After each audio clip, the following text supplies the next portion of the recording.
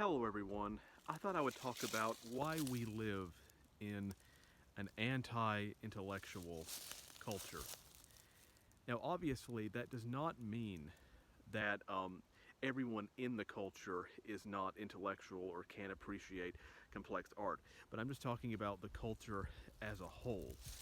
And I think that there are various reasons for it, and there are various kinds of people.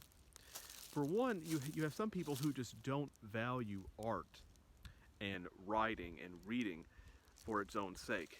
They only value it in terms of its monetary value. So if something can't make money, then they're not interested in it. They're only interested in things in terms of their practical usage.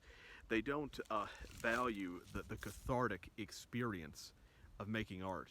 And there are many people like that. If you're doing art, they'll say, "Well, why don't you just go get a real job?" Even though many of these people will actually consume various kinds of art in their spare time, but yet that they don't seem, even if it's kind of lowbrow, but they don't seem to make the connection that that kind of art it takes a lot of hard work because they're completely removed from it. And so you have people like that, but then you also have people who believe, and this tends to be more of an educated crowd, but anti intellectualism can exist even among educated people.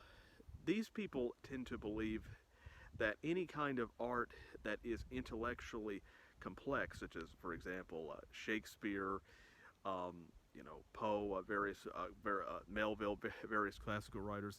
Any kind of art that is intellectually complex reinforces a certain kind of privilege. That because well, only educated people will understand this. Therefore, that this art is only for the privileged, and therefore it should be viewed with suspicion. And that is just another form of anti intellectualism because many of these people don't actually understand the art, and they're basically trying to morally judge the art because they don't understand it. And so we have, again, a very intellectually daft kind of culture. And of course, some of this is also due to education. One of the things that really troubles me is the fact that people aren't really introduced to art at a very young age, but they're introduced to sports at a very young age, and therefore all they care about is physical activities and things that are tangible, not abstract things like art, because they weren't educated to value those things, and so it really depresses me that we have athletes, for example, who are admired in society, but we don't admire intellectuals. We don't admire writers on a mass scale. You might, but we don't on a mass scale. There's a reason why we don't see philosophy debates on television in the same way that we see sporting events. Now, there's nothing wrong with liking sports, but when you value sports to such a degree that it takes away from intellectual achievements, then that's a problem. And we live in just an anti-intellectual society, a dumbed down society, because and if we didn't live in such a society, then you would see more writers and artists succeeding in the culture as a whole, but you don't really see that. And it's for that reason that we live in an anti-intellectual society. Now, of course, I don't have a solution to the problem. If I did, um, then I would offer it, but I don't. Or if I had a solution, then I wouldn't be in the position that I'm in right now, because literacy rates are down to a very significant degree.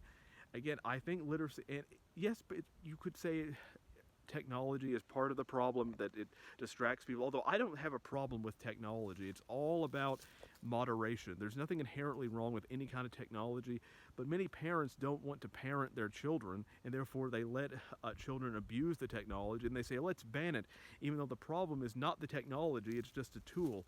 It's about educating people to use technology responsibly. But the thing is that parents often can't do that because they weren't properly educated themselves. And so you have all these forces that kind of harmonize and contribute to this anti-intellectual society that we live in. And it's always been that way to a certain degree because even though it's gotten worse over the years, because the human mind has always preferred to be spoon-fed information and to not to think, because that makes one uncomfortable. But in order to enjoy an intellectual pursuit, you have to be okay with not understanding something and just letting it take you away. That's how you experience the euphoria, the resonance, the pleasure of art is through being uncomfortable, allowing yourself to go into to that vulnerable place. Experiencing art is about being vulnerable, but many people don't want to go there, which ultimately leads to an anti-intellectual society. So those are just some of my thoughts about why we live in an anti-intellectual society.